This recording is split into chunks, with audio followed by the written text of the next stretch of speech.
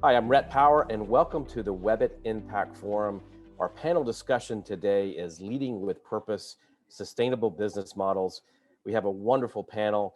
I am at Forbes. I write for Forbes, and I am also the CEO of a company called Accountability Inc. But today's panelists are the experts on this topic, and we want to hear as much from them as possible. I've got Tony Bates. He is the CEO of Genesys. And I've got Keri Gilder, who is the CEO of Colt Technology. And guys, thank you for being here today and having this discussion, because I think as we are still dealing, I think, with the pandemic, and now we have conflict in Europe and between Russia and Ukraine, and we have, for all intents and purposes, many forecasts predicting, an economic downturn, both in the United States and in Europe and across the world. We're in a time of uncertainty, but that doesn't let leaders off the hook. It doesn't let us abdicate our responsibility to lead and to work with our organizations to make them better. And we talk about, I hear the word sustainability thrown around a lot, and I wanted to get your take, both of your takes, on what does that really mean when we talk about business models. What are we really talking about when we say sustainable business models? Because I think a lot of us are sort of confused by what that really means. Because we all want our businesses to be sustainable, but what does that mean in this context? And so, Keri, I'll start with you, and then Tony, jump in right after that. Great. I think when we talk about sustainable business models, it's multifaceted. So it's not focusing on one thing, it's focusing on many things. For us in the technology industry, of course, it's around creating and engineering a sustainable product portfolio and making sure that we're doing the right things with power, space, and land in order to make that the most sustainable as we go forward. But I think it also means talking about sustainability when it comes to our people. Our talent base, at the end of the day, is our biggest product. It's the biggest opportunity that we have for growth. And so what are we doing to ensure that we have sustainability in our talent base as far as attracting, developing, retaining, and then enabling other parts of the industry to be successful with their talent base, aside our talent base as well. So there's a collaboration aspect to this as we move forward. So, for me, it's really a multifaceted view of sustainability in regard to our physical assets, our product portfolio, our commercial go-to-market, the collaboration we have with partners, and most importantly, how do we actually think about our talent and the integration of our talent with those around us. And Tony, real quick, let me ask a quick follow-up question, Keri. So does that mean that we need, clearly with the great resignation, which is happening globally, still not comfortable with that term, but I don't know anything else to call it. So that means for you, you're really going to put a lot more emphasis now. Is that what you're saying on how you retain people and how is that become a priority? It has to be. You look, I'm sure Tony would say the same. I think you ask anybody in the audience, definitely us on this panel, to raise their hand if we have open recs right now in the tech space, in IT and engineering and even service delivery. And we're all going to raise our hands and say, yes, I do.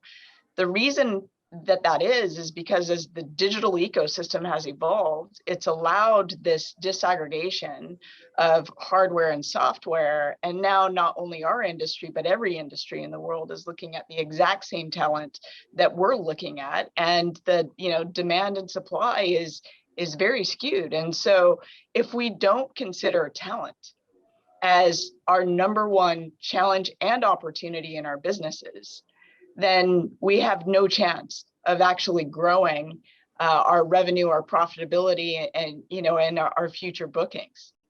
Right. What do you think, Tony? Just to add to that, firstly, I really echo what Keri said, which is that you have to really think about sustainability as a holistic approach across every part of your business. Not only what you are doing for society and in the communities that you serve, but as Keri mentioned, really understanding in real time the needs of not only your customer, obviously, because that's what you do for a business, but increasingly, and I think, as mentioned, really your employees. And what I would say, the thing that sort of keeps me up at night when I think about a sustainable business model is the world is shifting so quickly, as Keri talked about, not only to this sort of ability to work anywhere, with digital technologies and so on, but also just what people care about has changed. I mean, let's just be very candid about it. I think the pandemic has really highlighted not only the supply demand issue, but that your employees, they want to work for mission purpose driven organizations, people that are thinking about, as I mentioned, business, but what you do as a purpose. And I think what it really talks about, Rhett, is this movement almost from, a business centric approach that many of us had. And it was, as mentioned, you've got to run the business around efficiency and effectiveness, to a people centric approach. And what we think about Genesys, and hopefully we'll get into this a little bit more, is that you got to bring empathy into the equation if you want a really long-term sustainable business model. And what I mean by that is you've got to be listening constantly for the signals of your employees. You've got to understand where they're coming from, and be very flexible and adaptable in that if you want to retain and have your employee base grow and thrive and continue to learn. And one of the things I've been curious about, especially, and thank you for the answers, both of you, is the long-term effects that COVID has had on, and this is a question I'm sure you get asked all the time, but I think it's worthy of talking about the skill sets that leaders need to have today, I think have really, really changed. And so from you guys' perspective, and I'll start with Tony then, and we'll go back to Keri, talk about how you've evolved as a leader, and were there any things or any inflection points during the pandemic where you say, I've got, you said to yourself, I've got to do some, or your team said to you, I've got to do this differently. I've got to act in a different way. I've got to maybe even do things differently in some other way, or talk about that a little bit in the experience of your own personal growth through this crisis. And has that changed the way you lead sort of permanently? Yeah, I would say for me, it's 100% changed it. I guess why this inflection point, as you mentioned, is different is, I think, I've been very lucky to work at some incredible companies and see ups and downs of economies and businesses. But I think the thing that made this so different was that unlike many other challenges you might have in business, where you maybe have a blind spot with a competitor and you kind of, think about, well, I got to reposition my portfolio. This was sort of something that happened to all of us on an individual personal basis. Every single person had to go through a very dramatic shift in that way they work, frankly, the way they live, the way they learn, and the way they play, right? If you really step back. And I think the big aha moment for me was once we sort of got through that, initial denial phase that I think some of us walked in, oh, it's somebody else's problem, it's going to be like the flu. And we really were at that moment of truth. And I'll come back to this word a lot, I'm sure, in this panel. You really had to try your best to put yourself in the shoes of everyone around you and think and be authentically open that, yes, you've got to lead and you've got to be strong and you've got to make tough decisions, but you've got to communicate in a way that's truly authentic to what's happening around the world. And I think for me, while that was always sort of a way I led, it really made me want to double down on that. It means communicating all the time, regularly, sharing your personal stories, making everyone feel like, not that we're in the same boat, because we'll have different situations, but underlying, we were going to be there for each other. And when you really think about it, back to what I said earlier, this, I think, is the long-term sustainable way to lead. It just, I think, took the pandemic to really sort of shine that light in a way that, perhaps the way businesses have been run before wasn't top of mind. So this is just, I'm gonna interrupt Keri for 1 second and go to Tony and do a follow-up. Was there a moment, and I'm going to give Keri a little heads up, I'm going to surprise Tony on this, but and Keri is going to get the benefit of that. But was there one moment that you can remember from the pandemic where you were extremely vulnerable I know exactly the moment. Okay, good. Yes. It's very visceral to me even today.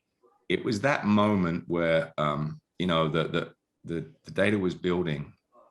And remember, just for the audience, what Genesys does is it provides customer experience software, right? So anytime you touch major corporations, typically through a call center or customer support side of the world, but could be across any aspect of the business, we are the software and service that enables that. And so it was a moment where all of our customers at once reached out and said, how are you going to help us support our customers when we all have to suddenly work at home? And it was so overwhelming, Rhett, that it was such a sea change. And I remember my whole team sort of looking to me and saying, what are we going to do? We need to make a decision right now without all that data, right? Because if you remember, it was confusing.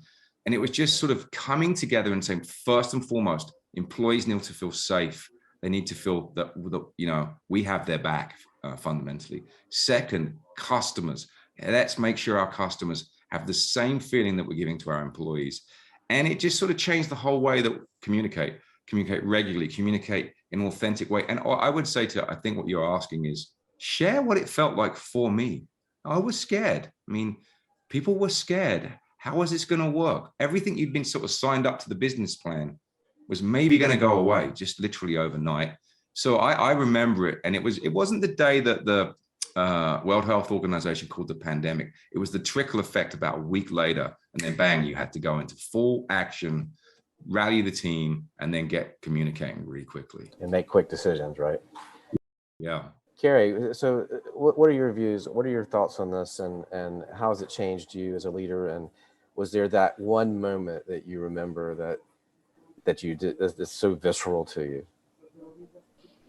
I'd say there was a series of moments throughout it. So I actually took over as CEO during the pandemic. So in May of 2020, I became the CEO, and you know, up until that point, you know, I was dealing personally with interviewing for the position, as well as dealing with my current role, responsibility, you know, getting thousands of people into work from home situations. We're a service provider. So yeah, as much as we serve customers that have all gone into a work from home environment, and the majority of our business has as well, a majority of my service delivery team still had to be out in the field. So, you know, I had to manage this very, you know, tough situation where me as an executive and a lot of the leaders in the organization are sitting safe in their homes while we're asking a large proportion of our organization to go out there and put their personal lives at risk. And that really starts to put some pressure on your own personal ethics as to what you're, you know, it's like, I equate it to almost being in a war where, you know, it's super safe to sit back in the control center and tell the theater what to do, but you're not sitting there out on the field. So similar to what Tony said, you had to actually put yourself in that situation where, okay, if I am in service delivery and I'm having to go actually turn the circuit up because Boris needs to actually speak to the entire UK around going, you know, into lockdown, which was a real life scenario for us here at Colt. How do I do that and make sure that I'm caring for everyone getting home, as well as getting out on the streets and making sure that we're actually delivering the service? And so that was a big aha moment for me. The second one that actually came, and this is why I say it was a series, was because middle of last year, we all know that the second phase of the pandemic really came into fruition in geographies such as India and Japan, and you know, some of the emerging areas when it hadn't quite hit yet. And we have a large proportion of our employee population in India. And, you know, we as a team on any given day, we're trying to figure out, again, I kind of take it into almost wartime dynamics, because in one instance, our methodology had to be command and control, because we had to make real-time decisions. We had to make sure that we were getting vaccination camps set up for our employees. We had to make sure we were getting oxygen out on site. We had to make sure that we were trying to find hospital beds.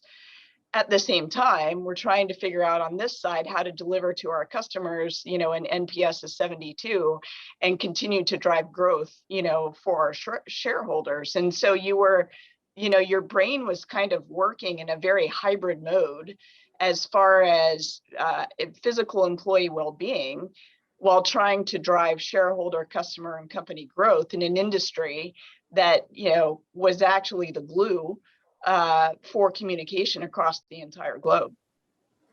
Yeah, that's a powerful example. And I want to switch gears a little bit and talk about another thing that we hear a lot about when you hear about sustainable business models, and is our purpose-driven organizations. And let's define what that is. I think we probably understand that, but let's define it a little bit, and then talk about what does it take to build a purpose-driven organization. And let's start with you, Keri.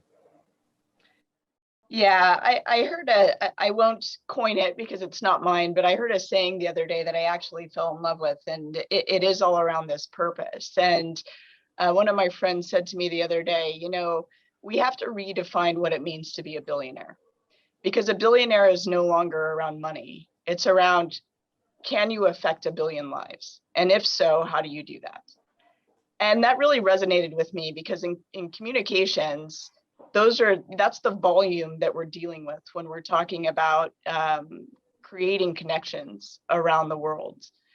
And that's, to me, that's how you can start to think about the purpose.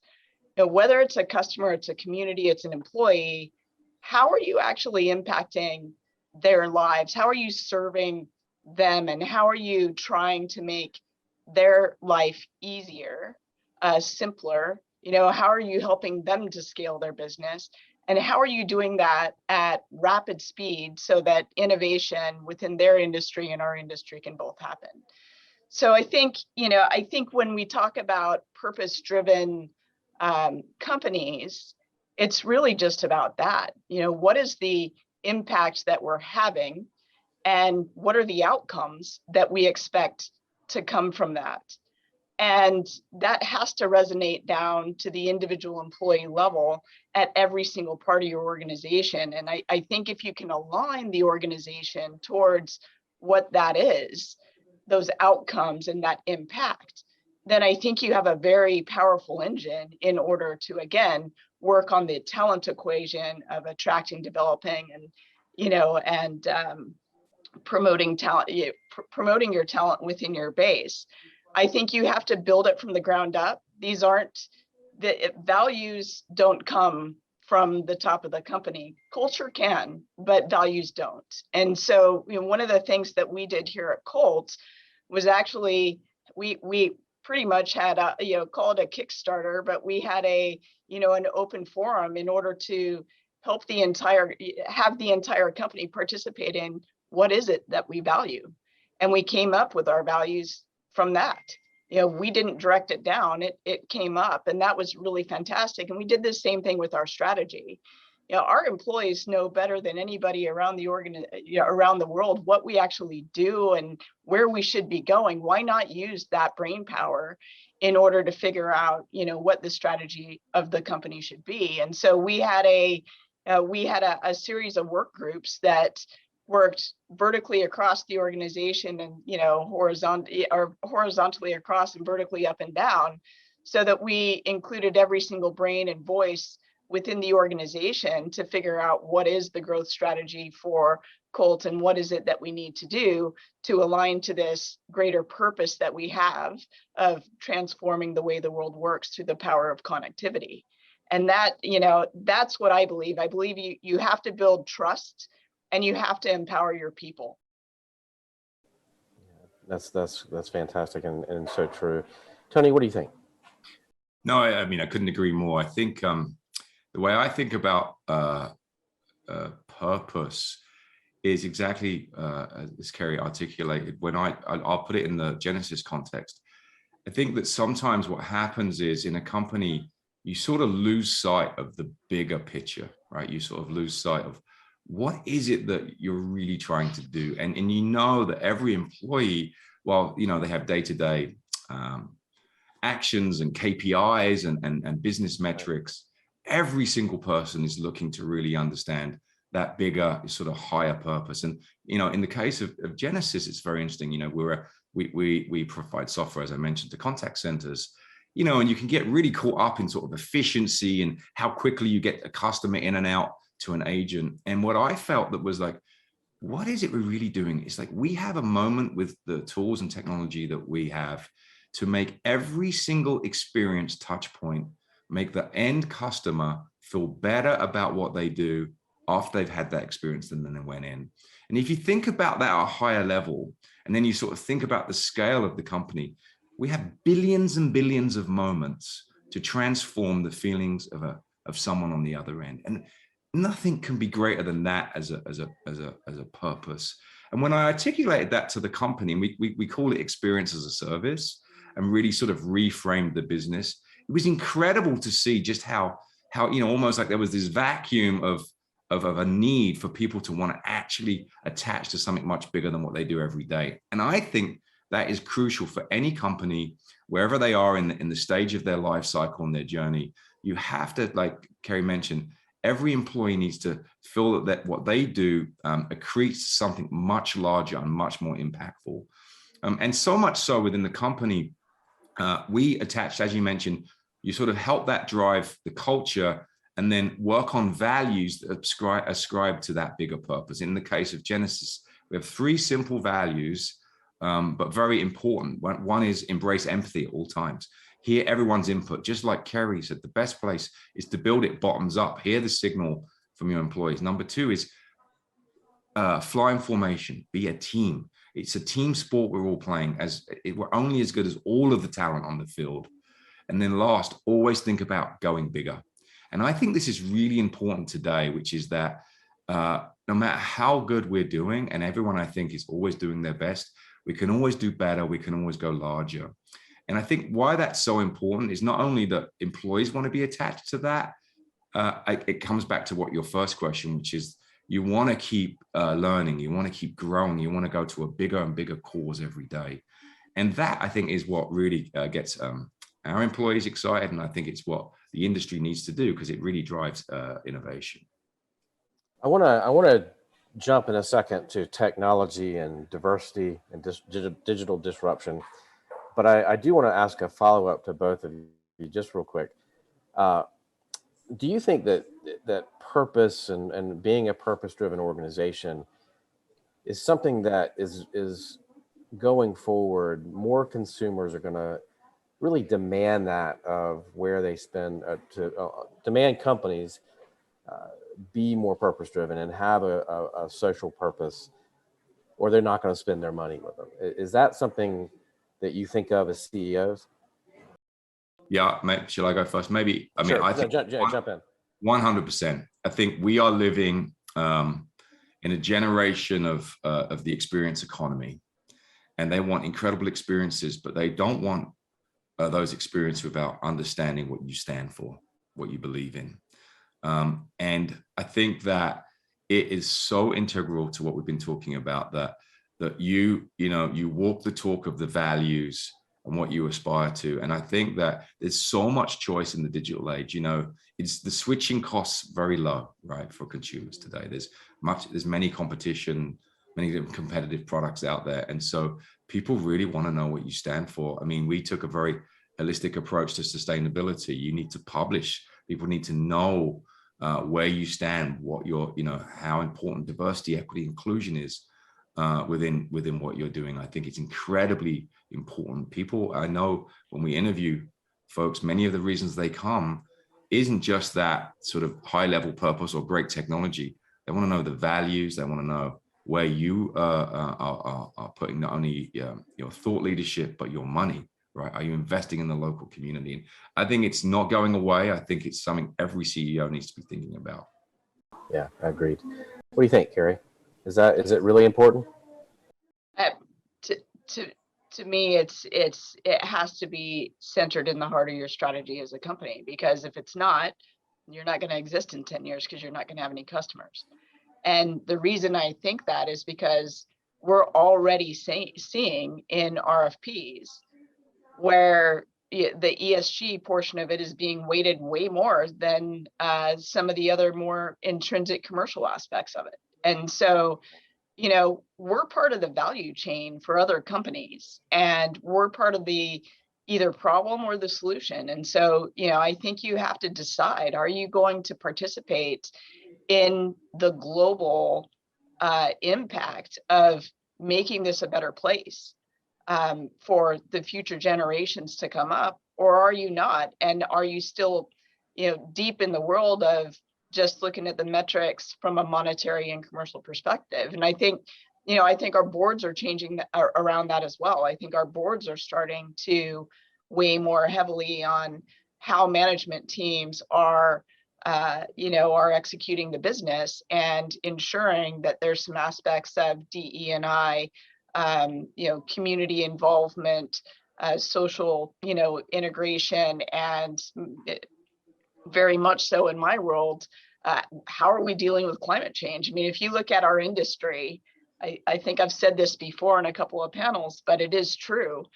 If you took our industry and ranked it as a country, as far as power consumption, we'd rank third in the world behind Russia and China, or sorry, behind China and the United States.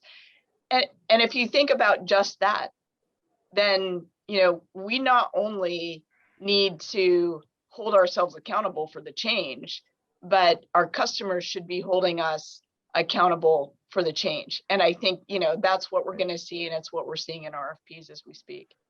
Maybe, Rhett, just one follow-up, if I may. Yeah. I think Yeah, if you look at most business books, the sort of conventional wisdom was, you know, really focus on kind of the dynamics of the market.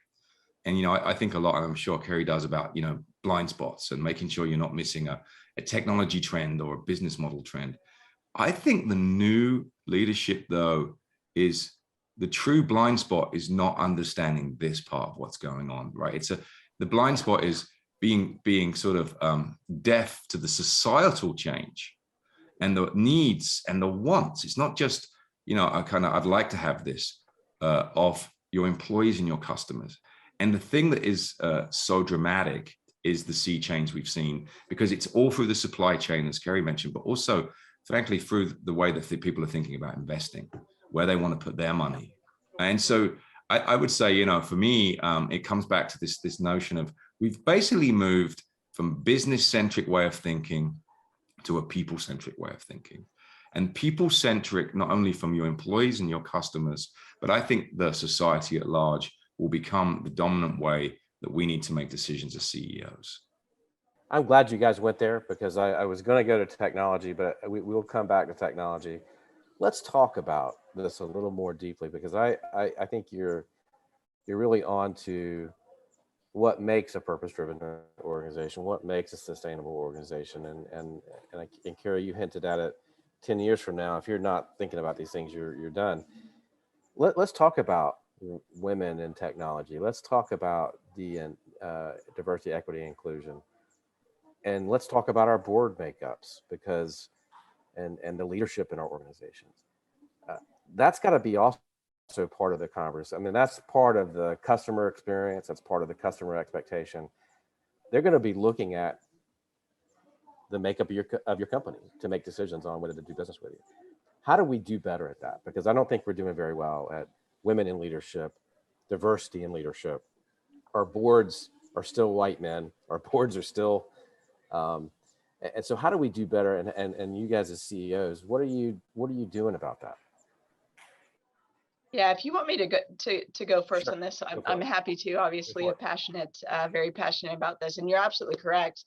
I'm the chair for inclusion and diversity for the TM Forum, and we've done a lot of studies on this. And I want to interrupt you. And by the way, you're one of the rare CEOs, one of the top 5 women in CEOs of a communication company in the world, globally. So sorry, but I wanted to throw that in because I knew you wouldn't.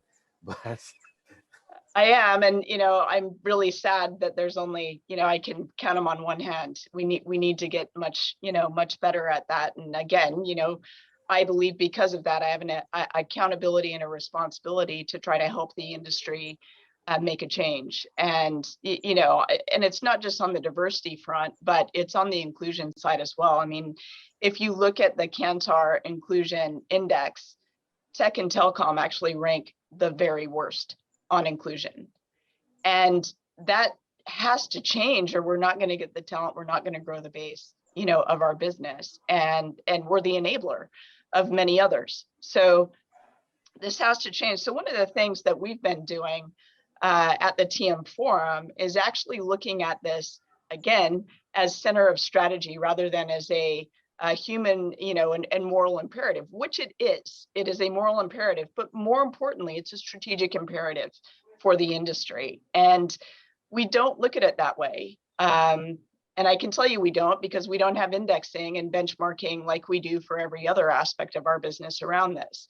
So what we've decided to do is actually create an inclusion and diversity score that would be an industry benchmark that would enable us to start really understanding where we are amongst the 5, not just women, but the 5 major groups of diversity, and really aligning on what it means to have an inclusive culture. And we've been working with Bain and the data scientists there in order to create this index. And we've gone so far that we've gone through alpha. We're now in a beta phase. I'm pleased to say that Verizon has signed up their entire organization, 125,000 employees. We just got the results back and we're starting to sift through what that means. But there's 15 companies in the beta. And I believe that this could be a game changer for us, because what the data does is it tells you the exact areas where you're suffering. It tells you some intrinsic aspects of your business. I'll give you one example, just in full transparency, because I think we have to be open and honest about this. When we did this study, it came back and it said, Colt, you're highly diverse because you're in 34 countries around the world. But what your employees are telling you is that if you don't speak the headquarters language, there's a perception that you don't have the ability to get promoted. And so that aspect gave me a whole different lens to look at the business at and say, okay, we have to change the way that we're communicating, because that's not true. It's a perception, but it's, that's perception is reality. And we have to take that seriously and start really figuring out how we change that perception so that non-English speakers feel like they have an opportunity to be promoted within the business. And that's the inclusion side of this, right? That's the development side of this. And so, I think there's things that we can do, but we have to get very serious about the metrics. We have to get very serious at the very top level of monitoring it, reporting about it, driving it, just like we do at any other metric in our business, and really start taking the insights and the information that we're getting from the data and putting it into, executable, tangible, actionable programs around the business. Yeah, thank you, Keri. Tony, what do you think? Well, yeah, I mean, couldn't agree more. I think it's absolutely fundamental to a business. I mean, it's just, if you just step back, it's, especially global businesses like we both run, to sort of think that you can somehow really understand the needs and wants of your employees and your customers, and then have a kind of a completely skewed representation to the customers and the employees that you serve in those countries it's just wrong, right? And we know when you focus more on an inclusive environment, you get better innovation, you get better creativity, you get more diversity of thought. So it's sort of, it's not what a debate to me. It's intrinsic to what you do. But just to echo, I think that the learning we've been through, and I have to say I joined Genesys 3 years ago, and I think we were very light on these initiatives and behind, is number one, you have to make it intrinsic to the business, as you talked about. That people debate forever about, should we publish metrics and long-term goals? And we took a decision, yes, you have to, because if you don't treat it like every other part of your business, and make progress and share the results and the learnings of what's working and what isn't, just like you do in any other part of the business. You won't make this more than just sort of a grand kind of, set of statements you make at the top. So that's one thing. Second, I think you do have to take the time to learn and educate. We went through, and we have a very powerful program to really, make sure people understand. It's back to empathy. It's sort of, I state the obvious, but then the world is very fragmented and has different views of these issues. And so just kind of getting to a baseline of understanding was really important for us. And then I think the next thing is what Keri touched on, is that you've really got to, I think, empower the organization. We have affinity groups and community groups, which we really empower to lead, not just the education part, but frankly, driving new practices that then we adopt within the company. And as was mentioned, women has been a very big focus at Genesys. We have an affinity group called GWIT. I'm very proud of the progress, albeit a lot more work to do in terms of women in leadership positions, but it really goes way beyond that. We really are focused on the broader underrepresented groups that many companies have. And to Keri's point, it's a real challenge in tech. But I think with the sort of movement to more flexible work, we run a very non-HQ centric approach at Genesys, distributed leadership. Some of those excuses, frankly, that were there, they just go away. And so you have to stay focused. You have to make this, again, an integral part of your business metrics. We do in our operations meetings monthly. We absolutely look at that. I'd love to learn more about the kind of indexes that you're using. We've formed some of our own, because I think you've just got to make it a part and parcel of your business. That's the bottom line. So we've got only about 3 minutes left in our time together, so I'm going to have a rapid fire. I want some rapid fire responses here to this question, and I wanted to get more into this, but this has been a very rich discussion, and I appreciate that. How can we as technology companies and communication companies and global companies, as you guys both run, how does technology play a role in this? And how do we use technology to have more empathy and to be more connected with our people? And I know that's something you're both thinking about, but talk about, and Tony, I'll start with you. We got about a minute each to answer a complex question, but yeah, go for it. Yeah, well, so not to plug, but I will. I've written a book about this called Empathy in Action, and it's basically about this idea that empathy, whilst you can't emulate empathy in the true human sense, technology is at a stage where there's many things that can aid in that. Like, let's just sort of step back. We're rich in data, right? We're rich in signals today. And we have much better technology, not just to do sort of automated processes, but to start to do more predictive outcomes.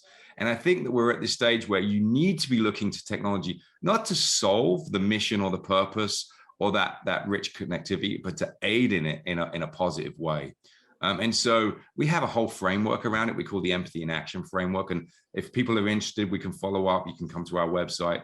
But I think that technology is at a disruptive stage where, when used for good, it can really actually enhance some of these things. So that's kind of my quick answer. Okay, what are some tools? Are there some quick tools you can tell us about? Yeah, I mean, one of the tools that we have, and it's available, is first you need to do an assessment of where you are on that journey. And so that's one part. The second part is reframing. Keri talked about NPS. We think that NPS, while important, and it's kind of what we do in our industry, misses one of those key aspects is asking the question relative to empathy versus efficiency and effectiveness. That's also available. It's a thing called the Experience Index. So I think that there's some technical tools that people can look at. I think the other thing that really is so important is then making sure the data that you have, you actually use it. I know this is going to sound crazy. I'll give the example of Genesys. When I joined, we had troves of NPS data. What were we doing about it? Like, we were collecting it. We felt good because it went up. But how do we then translate that back into the technology? And so I think that's the other key point. And there are much better analytics tools out there. There's much more unified, granular ways to get at the data and the information, both from your company, but also from the customers that you serve. Thanks, Tony. Keri. I'll be quick. We have 12 seconds. I'd say, automation and the ability to create scale, simplicity, and drive this, sentiment throughout the world is really important. And I think, if I think about the 5 senses, that's what technology, we have the opportunity to do with technology, is actually bring the human into the technology rather than bringing the technology to the human. And I think that that's going to be a really exciting place to be for the industry as we go forward. Well, thank you both. This has been very rich, as I said, and I appreciate the sort of vulnerability that some of the stories that you shared and your thoughts on this as we try to understand and help other companies and other leaders build sustainable organizations and purpose-driven organizations. And thank you for joining us here today on the Webit Impact Forum. And I'm Rhett Power, Forbes, and it's been a pleasure to be with you today. Thank you.